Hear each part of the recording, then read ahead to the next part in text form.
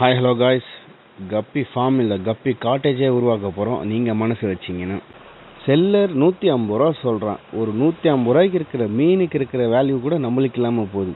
நான் முடிவு பண்ணிட்டேன், காட்டேஜே வச்சிருவோன்னு சொல்லி கேரளாவிலேருந்து 50 வெரைட்டி வாங்கி நானே க்ரூம் பண்ணி சேல்ஸ் பண்ண போகிறேன் வெறும் 50 ரூபாய்க்கு. அதுக்கு நீங்கள் ஒரே ஒரு ஹெல்ப் பண்ணணும். உங்களால் முடிஞ்ச உதவி மேலே தெரியுது இந்த ஸ்கேனருக்கு ₹1 ₹2 கூச்சலாம் படாதீங்க.